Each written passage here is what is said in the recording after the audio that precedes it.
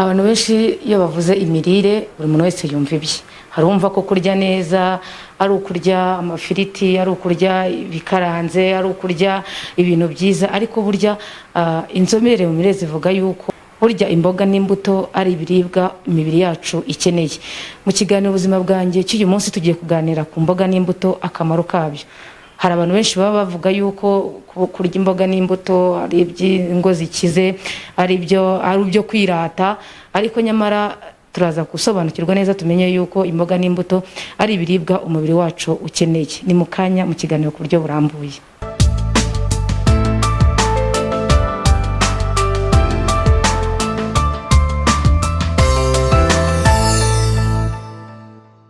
Nkuko nari maze kubibabwira rero, ikiganiro ubuzima bwanjye cy'uyu munsi tugiye kurebera hamwe ibyiza by'imboga n'imbuto, uburyo bishobora kugirira akamaro umubiri wacu, ndetse n'iyo bibuze mu mubiri wacu uburyo hari ingaruka zitugeraho. Tugiye kuganira rero n'inzobere mu mirire, ni Mukakayumba Anastasie, kugira ngo adusobanurire ibyo bibazo byinshi twibaza, anadusobanurire n'ibindi bintu bamwe tutitaho iyo tugiye kurya imboga n'imbuto, nawe byose aza kubituganira kugira ngo dushobore gusobanukirwa uburyo n'izo mboga n'imbuto zishobora gukoreshwa neza mu buzima bwacu. Ariko umunsi ngira ngo tugaruke ku mboga n'imbuto. Imboga n'imbuto iyo bavuze imirire myiza, aho imboga n'imbuto nazo zizamo. Rero nkuko ubivuze, iyo bavuze imirire myiza abantu buri wese yumva ibye. Rimwe na rimwe ibyo abantu bita imirire myiza akaba atari ibyo koko byakagombye kuba byitwa imirire myiza. Iyo tuvuze imirire myiza, tuba dushaka kuvuga imirire itanga intungamubiri zikwiriye mu bwinshi no mu kamaro ku buzima bw'umuntu ufata amafunguro arimo nyine izo ntungamubiri. Izo ntungamubiri rero zikaba zigomba guturuka mu biribwa bitandukanye. Harimo igice kinini cy'ibiribwa bitera imbaraga n'ubushyuhe, aho habamo ibinyamafufu ndetse n'ibinyampeke bitandukanye. Hakaba igice cy'ibiribwa bitera birinda indwara, ariho haba imboga n'imbuto. Hakaba n'igice cy'ibiribwa byubaka umubiri, aho tubona ibiribwa bitandukanye bituruka ku nyamaswa ndetse n'ibiribwa bikomoka ku bimera, cyane cyane ku binyamisogwe byumye biduha ibyubaka umubiri, nubwo hariho n'ibindi bitandukanye by'amababi nabyo bibasha gutanga ibyubaka umubiri ku rugero rwo hejuru. Nk'urugero isombe bumishije, ibibabi bya muringa, igiti cya muringa numva abantu benshi bakizi, kiri mu biribwa mu bimera bitanga ibyubaka umubiri byinshi. Nongera kugaruka ku binyamisogwe mu bitanga ibyubaka umubiri, yuko aba ari ibinyamisogwe byumye, atari ibinyamisogwe bikiri bibisi. Iyo ari bibisi bibarirwa hamwe n'imboga. Uyu munsi noneho tugarutse ku mboga n'imbuto, noneho ese imboga n'imbuto ubundi hari icyo bimarira mu mibiri yacu? Imboga n'imbuto bifite akamaro gakomeye mu buzima bwacu. Nyine wumvishije ko ariho hari igice cya gatatu cy'ibiribwa birinda indwara bitewe n'intungamubiri ziba mu mboga no mu mbuto. Izo ntungamubiri zidufasha kurinda indwara. Harimo vitamine C, hakabamo vitamine A, hakabamo vitamine zo mu bwoko bwa B. Izo vitamine zikaba zigira uruhare rukomeye mu kuturindira ubuzima, cyane cyane mu gukumira indwara, kuko zifasha mu kubaka ubudahangarwa bw'umubiri wacu, ndetse zikagira n'uruhare runini mu kuba akatarizeri. Ni ukuvuga ngo ni nk'imbarutso y'imikorere ya metabolisme zitandukanye mu mubiri w'umuntu. Habamo kandi imyunyungugu itandukanye, cyane cyane mu mbuto habamo umunyu wa calcium, potassium, magnesium, habamo feri, habamo chrome, habamo cuivre, habamo uruhererekane rw'imyunyu myinshi umubiri wacu ukenera. Impamvu rero byitwa ko ari ibiribwa birinda indwara, ntitubyite wenda ntitwite ibijumba ko ari byo birinda indwara, biterwa n'izo ntungamubiri zirimo n'uruhare zigira mu gufasha kubaka ubudahangarwa, mu gufasha mu kubaka, mu gukora hormone, mu gutuma habaho imisemburo itandukanye, mbese ku buryo uruhurirane rw'intungamubiri ziva mu mbuto n'imboga zidufasha gukumira indwara. Nk'urugero, hari indwara yangiza ubwonko bita Alzheimer cyangwa se Parkinson. Ni indwara ikunda gufata abantu barengeje imyaka 50 kuzamura. Akenshi mu buzima bwabo baba ari abantu baba bataragiye bakoresha imboga cyane n'imbuto mu gihe bari mu myaka yo hasi, cyangwa se bakaba barazikoresheje ariko bakazikoresha zidafite karite nziza. Bibaho ko umuntu ashobora kurya imbuto akibeshyera ko yaziriye, ariko mu by'ukuri atigeze azirya, bitewe n'izo yaguze uko zimeze, bitewe uburyo yazitetse, uburyo yazibitse, aho yazitekeye, igihe yaziririye, ugasanga bimugezeho icyo yari yiteze kitakiri cyo koko. Impamvu rero vitamine A, vitamine C, vitamine E ndetse na D na K ni vitamine zikomeye cyane mu kurinda kwangirika kw'amaserire yacu, cyane cyane ay'ubwonko. Mu buryo bw'ubutabire ziba ari electro, ziri celibateri. Iyo zigeze mu mubiri zigerageza kugenda zishakisha aho hari electro zindi zikibaho, ku buryo aho zikuye electro zisiga zihateye oxidation. Iyo serire ibaye oxide akenshi ihita yangirika. Niyo mpamvu abantu batarya imbuto n'imboga bashobora kugira ibyago byo gusaza imburagihe, gutakaza ubushobozi bwabo bwo kwibuka, donc bakagira indwara degenerative cyangwa se indwara zangiza ubwonko buhoro buhoro, zigaragara mu gihe abantu bamaze kugera mu za bukuru. Indwara ya Parkinson irangwa nuko umuntu aba asusumira cyane. Iyo itafashijwe hakiri kare ngo babihagarikire aho biba bigeze, akenshi ubwonko bwe bukontorora muvoma bugenda butakaza ubushobozi, kugeza ubwo aba ari wa muntu ususumira cyane ku buryo ikintu cyose bagomba kukimukorera, no kurya no koga byose. Muri Alzheimer naho habamo degenerescence y'ubwonko, hakabamo no kwibagirwa. Indwara za amnesi nazo zishobora guturuka ku kutarya ibi biribwa, kuko nibyo birinda amaserire yacu cyane y'ubwonko kwangirika. Rero iyo umuntu atabikoresha aba yiteze ko ashobora guhura n'ibyo bibazo. Ikindi nakongeraho nuko izi vitamine ziboneka mu mboga n'imbuto akenshi ziri liposoluble, ni ukuvuga ngo umubiri wacu zikoresha neza iyo ziri hamwe n'amavuta. Ibyo nababwiraga ko umuntu ashobora kwicara akavuga ati ngewe ndya amavuta cyangwa ndya imboga ariko akazirya buri gihe nta mavuta yariye. Muri iki gihe abantu bagenda bashyira amavuta ku ruhande bayafashe nk'ikintu kibi. Amavuta ntabwo ari mabi mu igaburo ryacu, ndetse ni ingenzi cyane, ahubwo ayo turya ni ayahe, ni ubuhe bwoko, turya ikigero kingana gute, abatetse gute, aho niho abantu bagomba gusobanukirwa. Ariko mumenye ngo imboga ziba zigomba kuba zirimo amavuta, kuko ziriya vitamine zirimo ziri liposoluble, harimo n'iziri hydrosoluble. Hydrosoluble ni vitamine B na C, hanyuma vitamine A na E na D na K zikaba vitamine liposoluble, zikenera amavuta kugira ngo zinyunyuzwe iyo zigeze mu bura butoya. Aha rero ni ngombwa ko igihe cyose umuntu yariye imboga aba agomba nibura kuzishyiramo amavuta, bitihise akaba afite ikindi kinyamavuta ari burye mu bintu ari burye, par exemple nka avoka, cyangwa se ari bunywa amata arimo amavuta aza gutuma ziriya vitamine zinyunyuzwa. Iyo uriye imboga hakarenga amasaha 12 utararya ikintu kirimo amavuta, ziriya ntungamubiri zose zirisohokera, ugasanga zibaye impfabusa. Hari abantu bakora amasalade bakayakora ariko ugasanga nta kintu cy'amavuta bashyizemo. Iyo batagifashe muri ayo masaha, ziriya ntungamubiri zose zirigendera, basigarana ibyo nakwita fibre. Ziriya fibre zituma umuntu yituma neza, akenshi nizo baba basigaye bacungiyeho. Rero ni byiza ko dusobanukirwa ni izihe mboga dukwiye kurya, karite yazo ni iyihe, kugira ngo koko zishobore kutugirira umumaro, n'ibyo bari kutubwira tubwirwa birimo tubibone koko, kuko umuntu yavuga ateze ko ndya imboga buri gihe n'imbuto ariko nkarwara kandi mwavuze ko zirinda indwara. Urumva rero ko kiba ari ikibazo gikomeye, ashobora kuba zirya ariko akazirya nabi muri ubwo buryo twavuze.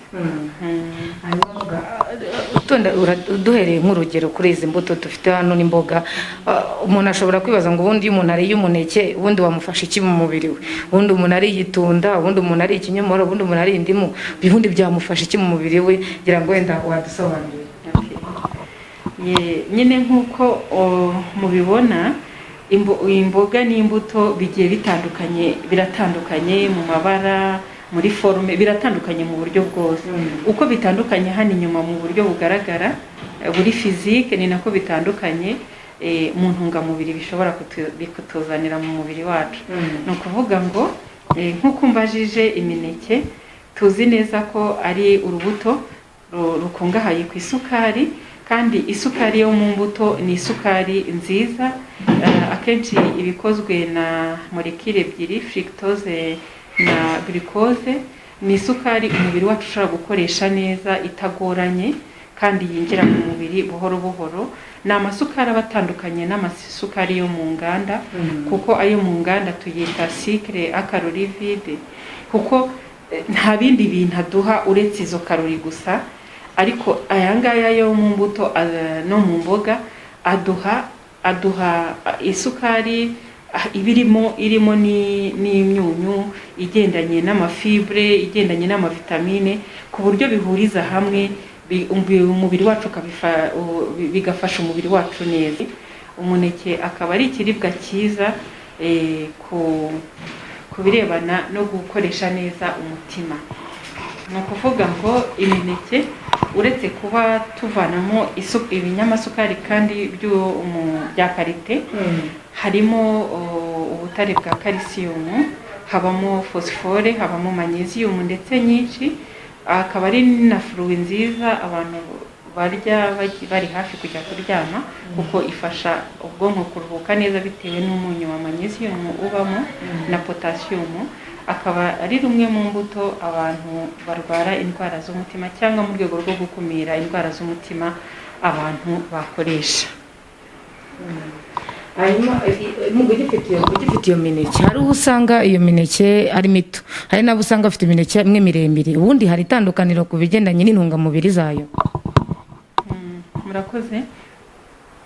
Nk'uko nababwiye, uko ibintu biba bitandukanye kuri forume yabyo iri fizike cyangwa botanike, akenshi no mu ntungamubiri biba bitandukanye. Nk'ubu ngubu indimu na mandarine byose biba mu muryango umwe w'ibisandimu, ibyo bita resagrine. Ariko ntabwo intungamubiri ziri mu ndimu arizo 100% ziri muri mandarine, n'iziri muri mandarine ntabwo arizo ziri mu ndimu 100%. Niyo mpamvu rero tugomba kurya imbuto zitandukanye.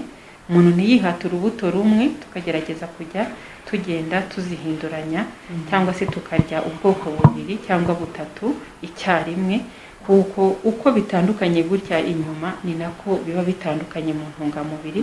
Nubwo mu kubishyira mu muryango umwe biba bifite byinshi bihuriyeho. Vitamine C iri mu ndimu ni nyinshi kurusha vitamine C iri muri mandarine. Ikindi, isukari iri muri mandarine ni nyinshi ugereranyije n'iyo mu ndimu. Hari kandi n'ibindi binyabutabire biba mu ndimu bifasha cyane mu gukumira indwara za kanseri, cyangwa se mu gufasha igihe umuntu yamaze kugira kanseri, ariko tutari busange ku rwego rumwe n'ibyo turi busange muri mandarine cyangwa mu ma oranje. Udusobanuriye neza ku bigendanye n'imbuto, hanyuma tukagira ngo wenda utubwire ubundi ni gute imbuto, wenda reka duhere ku mbuto, ni gute imbuto zategurwa neza cyangwa se zaba zimeze ku buryo umuntu uri buzifate ari bubafashe za ntungamubiri koko umubiri wacu wifuza. Kugira ngo imbuto umuntu agiye gufata zibe ziri bugirire akamaro umubiri we, zigomba kuba ari imbuto zihiye neza, zigomba kuba ari imbuto zitabitse igihe kirekire. Uko tubika imbuto igihe kirekire niko zigenda zitakaza intungamubiri, ku buryo zigera no ku rugero aho dutekereza ko mu magarama 100 y'indimu twari busangemo vitamine C iri kuri garama 200, tuza kuyisanga yageze nko kuri garama 10 cyangwa se 5 bitewe n'igihe cya conservation, donc uburyo twazibitse n'igihe tuzibitse. Ahubwo kuzifata ukaba wazishyira mu kabati gusa. Nk'urugero izi mbuto ziri hano, ni ukuvuga ngo izi ndimu izi murabona ko ari indimu nshya, niyo zigicibwa. Izi ngizi zimaze igihe, izi zishobora no kuba zimaze ukwezi kurenze. Byanze bikunze ibi byose iyo ugiye ku isoko urabihasanga, kandi n'abacuruzi babyo ntago izi mbuto ntibazijugunye, bazigurisha makeya, bagahamagarira abantu bakabakangurira kuza kuzigura. Ariko mu by'ukuri nekereza ko ari uzigura n'uzigurisha baba batazi uburemere bw'ibyo bakoze. Uyu muntu aratekereza ati bambwiye ko umuntu unywa indimu ashobora kongera ubudahangarwa bw'umubiri we, ashobora kurwanya indwara z'ubuhumekero, ariko uko iyi ndimu umuntu yayiriye n'uwari iyi ngiyi nta hantu biba bihuriye. Mu gihe rero twifuza kurya imbuto neza, tuba dukwiriye kurya imbuto zihiye kandi ziciriweho aho bishoboka. Hano mu isoko ziba zihari, ariko nyine hari ikibazo cyo gushakisha isa make. Zibasha no kuboneka kuri make ariko ari nziza, ariko izi nazo ziba ari ibigeragezo mu isoko, zigerageza abantu baze bazigure kandi zaramaze gutakaza ubushobozi bwo kudufasha. Mu buryo butandukanye bibaho cyane ko mu isoko, izi naziguze mu isoko ntabwo nazibitse mu rugo. Ni ukuvuga ngo izi mbuto zombi uzitegereje, iyo umuntu agiye kugura aba agomba kwitegereza niba twabyita fresheri y'imbuto agiye kugura. Imbuto ngiye kugura ntabwo zimaze igihe kinini zisaruwe. Bumwe mu buryo bushobora kubitwereka ni ukwitegereza aka gafata ku giti k'urubuto rwacu, uburyo kaba kameze. Uko kagiye kumagara niko biba bitwereka ko uru rubuto rwacu rumaze igihe kinini rusaruwe, kandi uko rumaze igihe kirekire rusaruwe ni nako intungamubiri zarwo zagiye zigabanuka, ku buryo rero umuntu ashobora kugeza mu rugo imbuto zitaza kugira akamaro. Donc dukwiye kurya imbuto zeze zisaruriweho, kandi tukamenya n'igihe cyiza cyo kuzirya. Ni kenshi cyane ikibazo cy'imbuto igihe zirirwa n'iryari, abantu benshi barakibaza. Ni byiza ko twabivugaho. Imbuto ziribwa nibura mu nda y'umuntu harimo ubusa, uvuga ngo umuntu ashonje. Ushobora nko kuzirya nka breakfast mu gitondo kare wabyutse unywa amazi, hanyuma igaburo ryawe rya mu gitondo riba imbuto. Ni ukuvuga ngo icyo gihe imbuto uzigejeje mu nda nta bindi bintu birimo, ziragogorwa neza, kandi muri zo intungamubiri zose zirazifite zibasha kuzifasha kugogorwa neza. Ikindi, iyo imbuto tuziriye zonyine igogora ryazo ririhuta, ntabwo ari kimwe n'igihe tuzimaze kuzirya, tumaze kurya ibiryo ngo tute tuzishyiraho. Ni ukuvuga ngo niba nziriye nshonje, mba ngomba gutegereza nanone ko nza kongera gusonza kugira ngo nongere kugira ikindi kintu mfata. Ntabwo ari ukumara kurya imbuto ngo uhite ushyiraho ibiryo, cyangwa se ngo umare kurya uhite ushyiraho imbuto. Ni umuco uriho umaze igihe, abantu benshi niko babizi, ariko ubushakashatsi bugaragaza yuko iyo ubigenje gutyo, imisemburo yo mu mbuto ituma imbuto zizana mu gifu, ituma igifu kitavubura imisemburo yabugenewe yo kugogora bya biryo bindi byari birimo, bityo bigatuma igogora ritinda rikagorana, hanyuma bikagituma mu mara hagerayo ibiryo bitagogoye neza, bigashobora kugira ingaruka zikomeye mu bura bw'umuntu, aho amabagiteri yo mu bura atangira gukora fermentation ku masukari atagogowe neza mu gifu, fermentation ishobora kuza kutubyarira inzoka. Ni ukuvuga ngo isukari iyo iri ahantu hatari oxygene, hari bagiteri, habamo formation. Bagiteri zikora alcool éthylique ari iba mu nzoga, ku buryo hari abantu baba benga inzoga mu mara yabo batabizi, ndetse rimwe na rimwe bakiyumva basinze ariko batananyweye, ku buryo ashobora no guhuha muri ka kuma kerekana ko umuntu yanyweye alcohol ukayibonamo kandi ntayajyanywa, kubera uburyo ahora buri gihe arya imbuto nabi. Ibyo bintu ikindi kintu bishobora gutera abantu ku birebana n'uruhare rw'amaproteine atagugowe neza kubera imbuto zagendeye hamwe n'ibindi biryo, usanga umuntu agira ibyo bita flatulence, kubyimba inda, ugasanga umuntu ahandi hantu hose ameze neza ariko inda ugasanga irabyimbye. Akenshi biba biterwa n'uburyo avanga imbuto n'ibindi biryo bidakurikije gahunda. Iyo ubigenza gutyo mu gitondo ukabigenza gutyo nijoro, ubushakashatsi bwerekanye ko hari abantu bicwaga na alcohol n'umwijima umeze nk'uw'abantu banywa alcohol, donc cirrhose alcoolique. Usanga umuntu yaragize urushwima nk'urw'umuntu nk'inzoga kandi atazinywa kubera fruit arya arira igihe kitari icyazo. Ni ukuvuga ngo utaziriye mu gitondo ushobora kuzirya ku isaha ya 4 cyangwa se ku isaha ya 10 cyangwa 9, ariko ntabwo ari byiza ngo umuntu amare kurya saa sita arenze nk'imbuto, cyangwa ngo mbere yo kurya saa sita abanza zirye hanyuma ahita ashyiraho ibindi biryo. Icyo gihe buri gihe digestion ye iragorana, nuko igogora rye riragorana. Hanyuma muganga twe turi ku mbuto, ku mboga ho imboga zo zategurwa gute, zatekwa gute? Hari abantu bavuga ngo imboga nimba uzitetse kugira ngo intungamubiri zigire icyo zigufasha, ngo imboga nto zihishe cyane. Abandi bakavuga ngo hoya ahubwo ngo iyo zidahiye cyane ngo zishobora gutera ikibazo. Z'ubundi zabakwiye gutegurwa gute? Murakoze.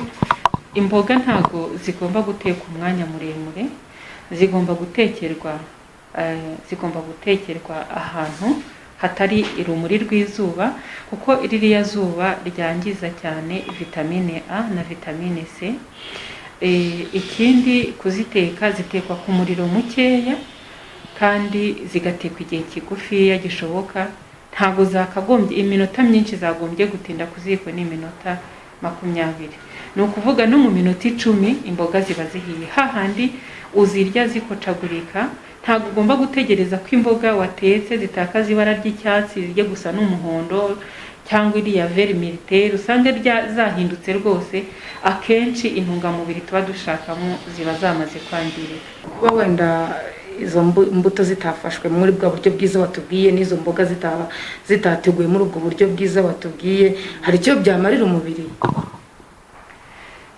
Ni ukuvuga ngo hari intungamubiri zihanganira izo stress tuba twazishyizeho.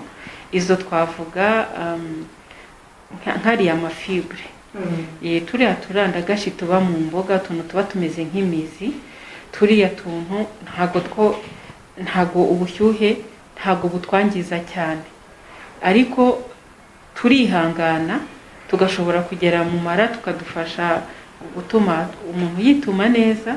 Ariko ibirebana na za ntungamubiri za vitamine C na za B, inyinshi ziba zangiritse iyo tuzitetse guri. Nuvuga ngo icyo dutakaza cyangwa se ikibi kiri muri ibyo ngibyo nuko iyo twari twiteze, wenda batubwiye tuti bambwiye ko mu nyanya harimo vitamine A nyinshi, bambwiye ko habamo ibintu byinshi birinda kanseri, ariko wamaze kubyicisha umuriro w'igihe kirekire kandi mwinshi, ugasanga wabyangije, aho kugira ngo bibe bije ari bitugirira akamaro, ahubwo bikaba ari bije kwangiza ubuzima bwacu.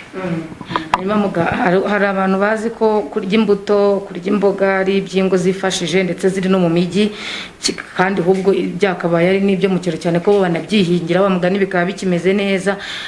Mu cyaro wenda rwa rugo ruri mu cyaro rutari rwo mu mujyi, rwo rushobora narwo iyi gahunda kuyikora ikarya imboga neza, urwo rugo rukaba rufite izo mbuto, byashoboka cyane. Ni nacyo twifuza nk'abantu baba mu by'imirire. Twifuza ko abantu bahinga izo mbuto bakagombye kubanza kuzirya mbere yuko basagurira isoko. Mu by'ukuri usanga kenshi mu giturage imboga ari ikiribwa wamenya ngo ni ingengabukungu, ziragurishwa kugira ngo zizanire abantu amafaranga, zigura ibindi bintu runaka bikenure. Ugasanga kenshi ab'urugo ntago bazibonaho, ndetse n'abana bato bari mu miryango itandukanye ugasanga barya imbuto bazibye. Abenshi hari igihe babakubita, mujya mubona hirya no hino mu makuru batwereka nk'umwana bakubise intoki bazitwitse kubera yariye ibinyomoro.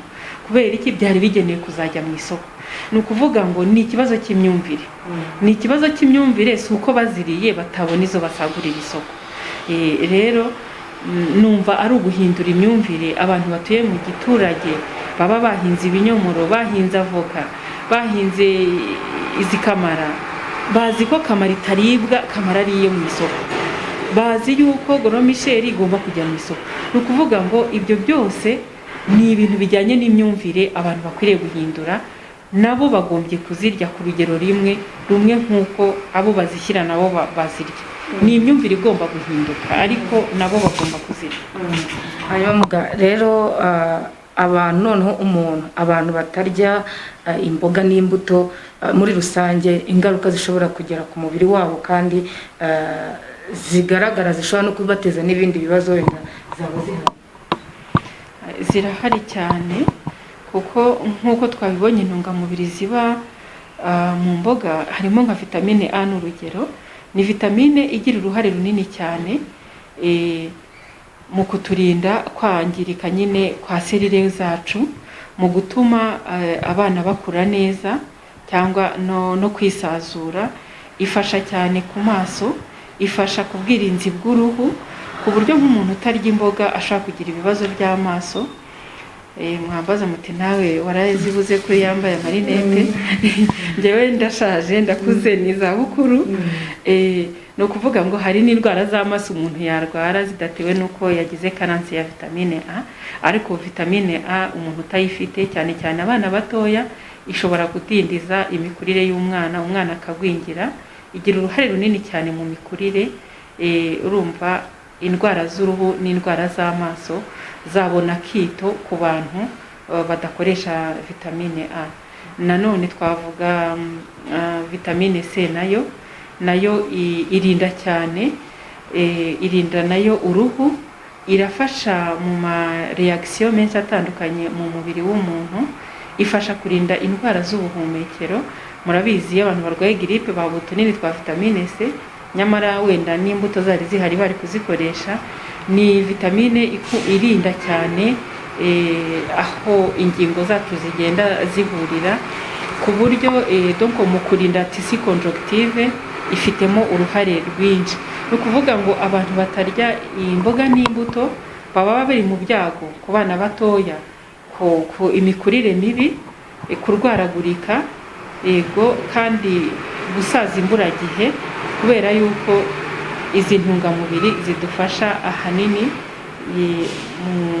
mu gufasha mu bwisazure bw'umubiri wacu.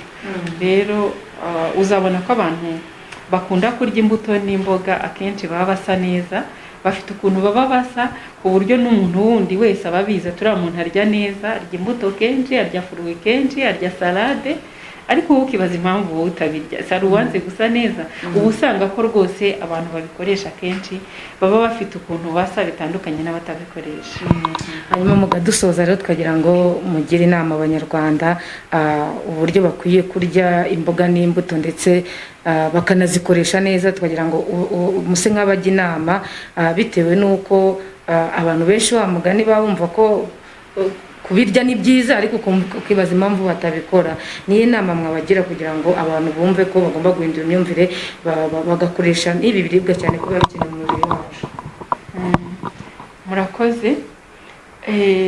Mbere yuko nsubiza byahuranyije ikibazo mbajije, ni ukumenya ko kurya imbuto ubundi ntabwo ari ibintu bije vuba, ntabwo ari bishya. Abakurambere bacu tubyirwa mu mateka cyane mu bintu bya anthropology, yuko batungwaga no gusarura imbuto zo mu mashyamba ndetse n'imboga. Ni ukuvuga ngo umuntu wo muri préhistorique, préhistoire, donc mbere yuko batangira kwandika amateka, yari umuntu urya imboga nyinshi n'imbuto nyinshi. Abo basokuruza bacu ni abantu bagaragaragaho ubuhangange mu bigaragara ibigango by'umubiri wabo. Bari abantu bafite ubwenge. Murabona nk'ibintu byagiye bihimbwa byinshi cyane, umuntu agahimba umuriro wa electricité nta kintu ahereyeho, ukabona kandi abigezeho, isi yose arayimurikiye. Ni ukuvuga ngo bari bafite imitekerereze n'ubwenge bihanitse bitewe n'uburyo baryaga. Imbuto rero zifite akamaro cyane, ntabwo ari ikintu cy'uyu munsi, ni ikintu kimaze igihe, ahubwo ubona ko tugenda duca intege bitewe no gushaka amafaranga cyane, tugenda dutubura tugakabya, ugasanga ubwo n'abantu barabitinya bitewe n'uburyo ibintu tuzi bijyamo. Donc inama nagira abantu cyane ni ukumenya ngo imboga n'imbuto twongere tubirye nk'uko na kera babiryaga.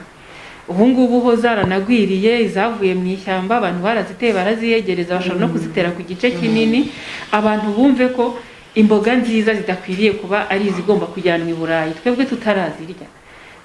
Kuki tuzijyanayo? Kandi nibyo nyine ko tuzijyanaho turashaka amafaranga, ariko natwe ntituzijyanayo, natwe twabanje kugira icyo twisigariza. Izisigaye hano harasigara deshi, arizo twebwe tuza guha abana bacu, arizo tuza kujyana mu isoko, kandi ibyiza twamaze kubyihera abandi. Bijya kurishira ku rugo, kandi ugukunda kwiza guhera kuri umuntu ukunda ku giti cye. Ni ukuvuga ngo hano murahabona imboga zigaragara yuko rwose ari inyabibazo. Izi mboga ziboneka ku isoko. Ni ukuvuga ngo inama ngira abantu nuko igihe umuntu agiye guhaha aba akwiriye kugenda agahaha imboga nziza, imboga zikiri nzima. Izi karoti ni karoti ziba zimaze igihe kinini ku isoko, intungamubiri zazo ziba zangiritse, ziba zagabanutse cyane ugereranyije na karoti zikiri nshyashya. Ni byiza ko abantu biga kumenya guhaha ibiryo bigifite akamaro. Abantu ntibahahe gusa kuri guhaha yumve ko njyanye imboga, yumve ko ibintu byose birimo. Donc d'abord mu mihahire bigenda bite? Mu murima ho abazidusarurira batuzanira ibimeze bite? Ahangaha rero guhaha nibura hagahahwa ibintu bifite ubuzima bikiri byiza. Ibingibi mu isoko urabihabona bigura makeya. Ibi biba bimeze gutya bifite inenge, abantu baravuga ati ndagenda nkureho, ndaborora nkureho ibyapfuye, nanjye ndya agace kasigaye. Uzute niba mikrobe yagize ibingibi gutya itarageze muno haruguru. Aha rero umuntu aba agomba kwitonda, kuko akenshi na kenshi ibi biribwa bimeze gutya biba biriho za mikrobe zishobora gutera indwara zitandukanye. Hari mu nyanya, inyanya nazo ni imboga, ziri mu muryango w'imboga, zidufasha cyane, ziduha intungamubiri. Harimo bya binyabutabire bituma urura rwacu rutambutsa neza umwanda urimo. Ariko ni kenshi cyane ikindi zimara, zifasha mu kuduha ikinyabutabire cyitwa lycopene, gifasha cyane mu kurinda kanseri ya prostate. Ni ukuvuga ngo ni bimwe mu bice by'imyanya myibarukiro y'abagabo irindwa cyane no gukoresha inyanya bitewe n'ikinyabutabire kirimo cyitwa lycopene. Izi nyanya zigomba kuba zahinzwe neza, zigaterwa umuti, ariko igihe cyo gusarura nibura haba hagomba gucamo iminsi 14 uhereye igihe umuhinzi yatereye umuti, kugira ngo ashobore gusarura inyanya ari buzane ku isoko. Izi nyanya akenshi muzazibona ku isoko, mutekereza ko iyo umuntu azogeje biba bihagije, biba birangiye, ariko ntago biba birangiye. Ibi binyabutabire akenshi haba hariho ditane byinjira, biba biri mu ruhu, ku buryo iyo uziriye kiriya gihe cyo kubahiriza cy'iminsi 14 kugira ngo nibura umuti ube wagabanutse mu biribwa, iyo kitubahirijwe uyu muti bakawutuzanira n'ibiribwa ku isoko, abantu benshi baroza bakumva ko byarangiye. Ni byiza yuko igihe abahinzi bacu batuzanira imbuto baba bagomba kwitona no gutekereza ingaruka bino bigira ku buzima bwacu. Akenshi na kenshi imboga zirimo bino binyabutabire bishobora gutera idindira ryo gukura ku bwonko ku mubyeyi utwite, ukoresha inyanya zimeze gutya. Hari igihe mu isoko mubonamo amabase aba arimo inyanya, usanga harimo inyanya zipondekaye, akenshi bazita ngo ni ibiponde. Akenshi rero ibi biponde biba biri mu isoko bakabigurisha ku mafaranga makeya, ariko nk'uko mubibona izi nyanya zari ziriho na wa muti. Uriya muti winjiye na hariya imbere. Ibiponde babigurisha kuri makeya, ariko bifite ingaruka nini ku muntu ushobora kuza kubikoresha mu igaburo. Kandi tunagirwa inama y'uko igihe tugiye guteka inyanya tugomba kuzoza neza, twarangiza tukanazihata inyuma kugira ngo ibinyabutabire biba biri muri kano gashishwa k'inyuma bijyane nako, kuko akenshi bitera toxicité hépatique, donc biroga, bituma umwijima uzamo uburozi, ugashobora kurwara mu buryo butandukanye, kanseri. Ariko ntibyakabaye bihagera kuko bifite ingaruka mbi ku buzima bwacu. Nanone kandi ni ukuvuga ngo ntabwo umuntu wariye zino nyanya ari butekereze ko ari kimwe n'uyu nguyu wakoresheje zino, kuko ibi binyabutabire we biba byaninjiyemo kurushaho, kuko byinjiye biciye muri ibi ngibi biba byamenaguritse. Hanyuma muzanabona ko na dodo nazo zijya zibamwo amakosa mu kuzigurisha, aho usanga abahinzi batuzaniye ku isoko dodo zamaze kurabya, zakomeye, hanyuma bagaca udutwe two hejuru bashaka kutwereka ko zikiri nzima. Rimwe na rimwe abantu batitegereje usanga ko baba babahaye imboga zamaze kurenza igihe, zakomeye. Utese kuba zarakomeye bitwaye iki? Ni ukuvuga ngo ikiribwa cyose cyangwa ikimera cyose iyo cyatangiye kurabya, iyo cyatangiye kuzana ururabyo, ibyari biri reserve zari ziri mu mababi zitangira kujya gukora urubuto, ku buryo amababi aba akennye ku ntungamubiri twari turi kuzishakamo, bikajya gukora rwa rubuto. Dore rero na za mbuto nibura twari kuzirya ariko baba banazikase. Ni ukuvuga ngo hano uburiye idodo ariko zidafite ibinyabutabire wazishakagamo by'intungamubiri. Muzajye mwitegereza cyane imitwe y'imboga igihe mugura, urabona ahangaha naho ruba rwarashaje, bakagenda bazikata kugira ngo bashobore kwereka abantu ko zikiri nzima. Hari igihe rero umuntu atahana ibintu yita ko ari imboga ariko mu by'ukuri atari imboga. Mujye mwitegereza neza nibura imboga zigifite umutwe wazo, ariko izi nazo ntabwo ari shyashya kuko murabona ko nazo zinambye. Izi ziba ziri mu isoko, nizo baba batashoboye kurangiza iminsi ngahe, iyo ishize zitagifite ubwiza nyabwo barazigurisha, bakazigurisha amafaranga makeya. Ku bintu byose biba mu isoko usanga harimo ibya make, ku buryo ubwo najyaga guhaha nisabira ibya make babanje kunsika, barambwira se muganga ugiye kugura ibintu byagurya kubera iki? Ndavuga nti ngiye nibyo ndi gushaka, ariko bino bintu biba biri mu isoko, biba bimaze igihe, ku buryo babitangira make, ariko ubitwaye akenshi na kenshi intungamubiri aba yiteze gukuramo ntabwo arizo ari buze kubona. Urabona iyi shufurere uyigereranyije n'iyi ngiyi, urabona yuko nta hantu bihuriye mu birebana, unabirebye inyuma, ariko urumva noneho ku birebana n'intungamubiri no kugabanuka kwazo no kwangirika, hano ziba zamaze kugabanuka cyane. Ni byiza rero ko igihe cyose tugiye guhaha imboga n'imbuto twita cyane ku kuba ari zikiri nshyashya. Ntekereza ko hari ku mbuto twabivuzeho bimwe. Ikindi kintu kigaragara cyane mu gutegura imboga n'imbuto, abantu akenshi iyo bagiye gukoresha igitunguru kibamo ibinyabutabire byinshi cyane, bifasha mu igogora, bifasha ku rwungano rw'ubuhumekero, bifasha ku mwijima, bifasha mu bintu byinshi. Akenshi abantu iyo bagiye gukora muri salade igitunguru baragikata, barangiza bakakimarina, bakagishyira mu mazi cyangwa mu ndimu, bakakimarishamo amasaha runaka, bakaza kugikuramo cyakayutse kitagifite amakare.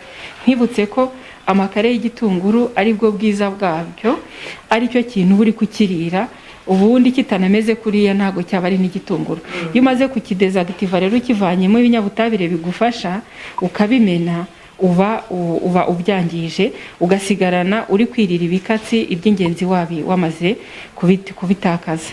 Hari ibindi ku mboga nanone nk'inama natanga nuko igitunguru nyine kigomba kuribwa batabanjije kukimarina ngo kitaza guhumura mu kanwa, kitaza ibintu byinshi. Igitunguru kigomba kuribwa kuriya kikase neza kitabanje kugishyirwa mu mazi ngo base nk'abagisabika. Inyanya zigomba kuribwa babanje kuzihata kandi bakazinyuza ku kariro no mu tuvuta kugira ngo bya binyabutabire dushakamo cyane cyane harimo lycopene zibashe kutugera mu buzima bwacu. Na vitamine A mu nyanya ibamo nyinshi. Amakosa agomba kwirindwa kuko gutegura imboga ni menshi no mu kuzihaha, ndetse n'abahinzi nabo hari ibyo twakwifuza ko bajya badukorera. Hari imboga abantu bagenda bibagirwa, bumva ko ari ibintu bya gakondo nyamara byaratureze. Ibintu bya gakondo ntabwo ari byo kwirengagiza. Imboga usanga ko batagikoresha ariko zifite intungamubiri nyinshi nk'ibisusa, ubututu, indabyo zera ku bihaza nyine ku nzuzi. Ni imboga cyane cyane zakoreshwaga kera, ntabwo nzi ko muri iki gihe zikoreshwa. N'abazifite barabireka bigakomeza bikigendera, ariko ni imboga nziza. Ikindi mu gutegura imboga usanga abantu bakunda kuziteka bakazicanira umwanya munini barangiza bakamena n'amazi bazitekesheje. Hariya naho hagenda intungamubiri nyinshi zo mu rwego rwa vitamine ziri hydrosoluble, za zindi ziri soluble mu mazi ziritakarira, harimo vitamine B na C. Akenshi iyo umuntu azitetse gutyo ugize umwanya munini, ugize no kumena y'amazi, usigarana rwose ibikatsi. Rero kugira ngo imboga zacu zitugereho nk'uko zikwiriye kutugeraho, intungamubiri twifuza cyangwa twumva bavuga ko zibamo tuzibone ko kuko bikwiriye, dukwiriye kugura imboga zigaragara ko zikiri nshya. Tugomba kuziteka ku muriro mukeya kandi igihe gitoya, kuzishyiramo amavuta atari menshi. N'ubundi na menshi ni ayahe, make ni ayahe, biterwa n'imboga watetse uko zingana n'abo utekera, kugira ngo umenye igipimo cy'amavuta ugomba gukoresha. Ikindi kandi igihe ugiye ukaziteka ku buryo ziba ari imboga zikocagurika, atari imboga watetse ngo zigende zihwane cyane. Ku birebana n'imbuto naho inama twatangaho nuko abantu bahaha baba bakwiriye guhaha imbuto zikigaragaza ko ari imbuto zikiri nshya. Akenshi ntabwo ziba zinambye, niyo uzifashe wumva yuko ari imbuto zasaruriweho, ntabwo ari imbuto zimaze icyumweru mu mifuka. Uko zitinda niko zigenda zangirika. Kugura imbuto ziyeze kandi zitamaze igihe kugira ngo intungamubiri twifuza kubonamo tuzibone. Izimaze igihe tukazirinda, no kuvuga ngo nk'ingero z'imbuto ziba ziteze neza mujya mubibona. Uretse kuba intungamubiri zitarimo, na bya bindi by'ibitabire bwo mu biryo, impumuro, intungamubiri, kuryoha, byose biba byagabanutse. Ibi ni ibiribwa biba biri mu isoko. Mu by'ukuri ntabwo nzi ko tuzakomeza kubaho muri buno buzima bwo kuba abantu bazana ibintu ku isoko bisa naho bangije. Abantu wagira ngo ni umuntu wabirukankanye kugira ngo basarure imyaka iteze. Uko imbuto zitarera niko n'intungamubiri ntazirimo. N'urya umwembe umeze gutya cyangwa ipapayi imeze gutya, uzamenye ngo bya bindi wasomye ahantu bavuga ko mu myembe habamo vitamine C, habamo vitamine A, habamo magnesium, habamo calcium, wibwire ngo nta birimo, kuko ntabwo imbuto waziretse ngo zigere ku kwera kwazo, kuko zera niko n'intungamubiri zazo zirushaho kugenda zibamo nyinshi. Rero igihe tuzisaruye ari mbisi cyangwa igihe ugiye kugura ukigurira zino, nizo zibikika, nizo zimara igihe, ariko se ziri bukumarira iki? Donc murabona ko biba bikabije. Hakenewe ubuvugizi, hakenewe ivugurura ku birebana n'ibintu biza ku isoko. Minagri igenda ihindura byinshi, politike yacu mu by'imirire igenda ihindura byinshi. Ntekereza ko ibi bintu nabyo bikwiriye ubuvugizi.